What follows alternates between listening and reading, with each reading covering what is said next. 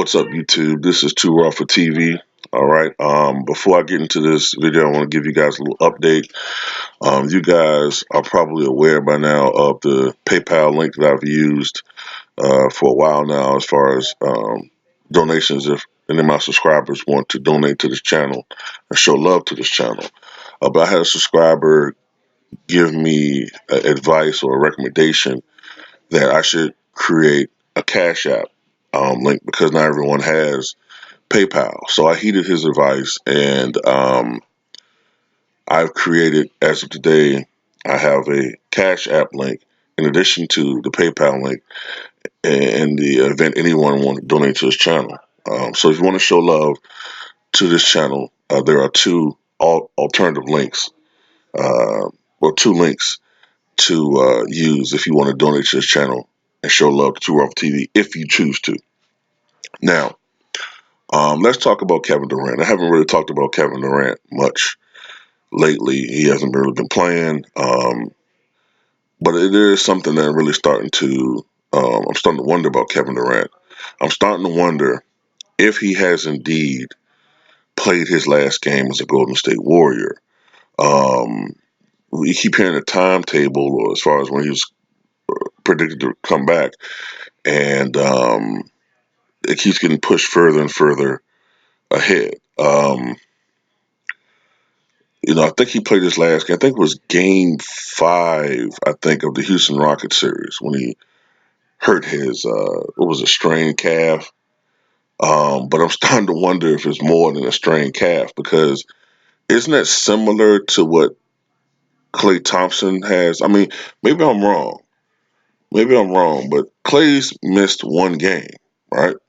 I know there's degrees of injuries with that, but I remember listening to Shaquille O'Neal and Charles Barkley on Inside the NBA when it happened, and they both speculate. They're not doctors, but they both know about injuries, and they both thought it was something with his Achilles. Um, so you're starting to wonder if maybe what they said, their opinion might have some merit. You know what I'm saying? But throughout the Portland series, Portland is not a good matchup for the Warriors. So many people foresaw the sweep. I did as well. But many people speculated that Durant will be back for the finals.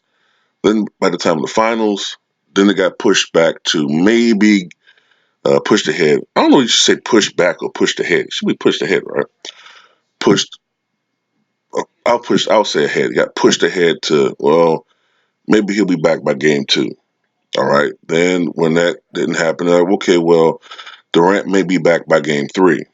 Okay, and he wasn't back for Game 3. In addition to the Warriors not having Klay Thompson, and despite Curry's playoff career high 47 points, the Warriors lost to the Toronto Raptors. Now we're hearing that he's also going to be ruled out for Game 4.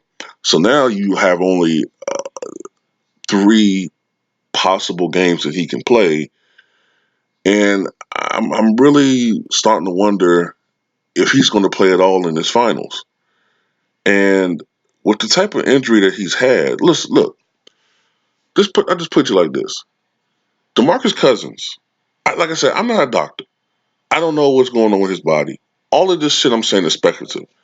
But DeMarcus Cousins, who's a much bigger and much heavier man than Kevin Durant, uh, he's probably about maybe. I would speculate that DeMarcus Cousins is probably about uh, maybe 2 inches taller and probably 50 pounds heavier, 40 pounds heavier at least. He came back from his injury that he had, and Cousins came back in what, maybe a month and a half. What was it? Maybe a month? I'm trying to think.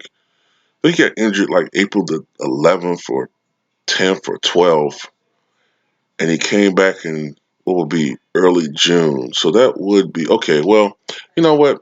Maybe, but I would think the quad is a more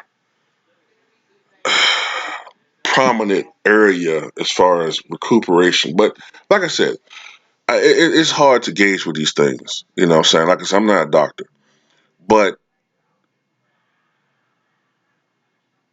you just wonder if there's something.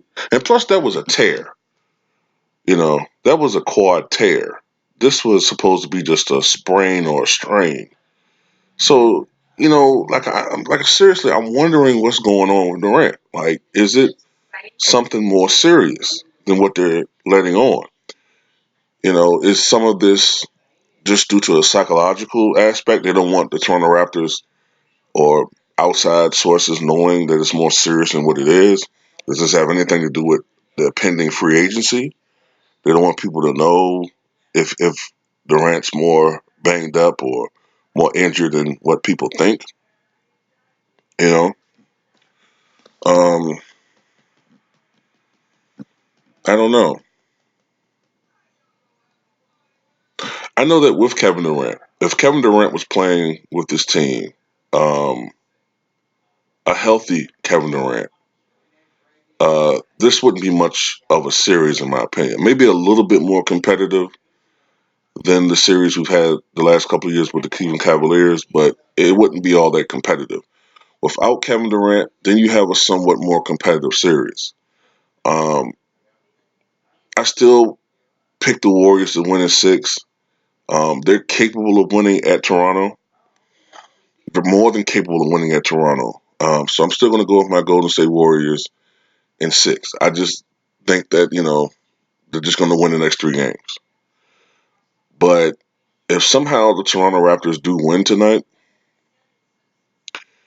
if they do win tonight, then you really begin to see just how valuable Kevin Durant is to this team and to this organization. Without Kevin Durant, they're a very, very good team, a championship level team, but they're not a dynasty. Okay, without Kevin Durant, the last two uh, finals, especially the one in 2017, I think would be a lot more competitive. I think the Warriors would still win, but I think those series would go maybe more like 6 or 7 games, especially in 2017 when Irvin was still playing with the Cavaliers. Now,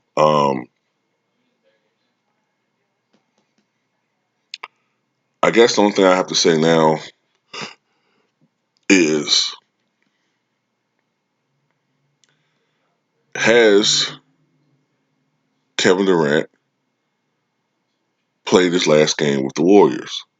I would, you know, I know there's been some speculation that maybe Durant is. I've even heard some people say shit like, well, Durant is saving himself for free agency. Look, Kevin Durant wants not only a third NBA championship, but I'm pretty sure he would have wanted to win the Finals MVP again.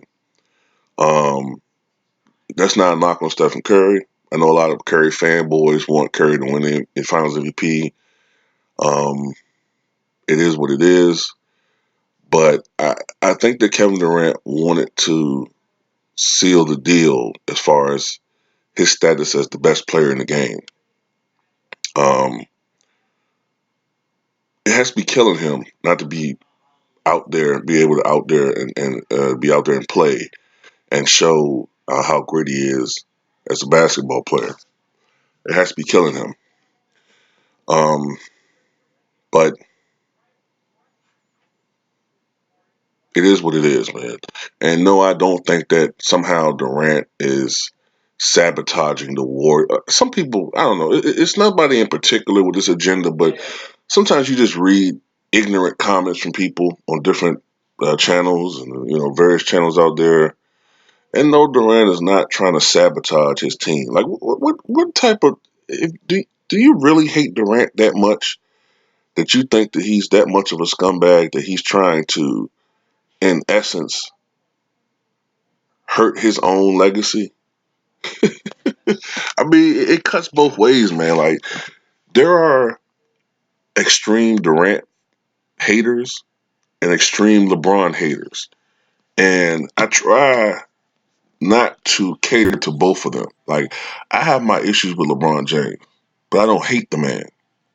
There are people out there that hate the dude. On the flip side, there are people out there that hate Kevin Durant. I don't hate Kevin Durant. I disliked when he joined the Warriors at first, but he did what was best for him. All right, it's not about me. It's about Kevin Durant.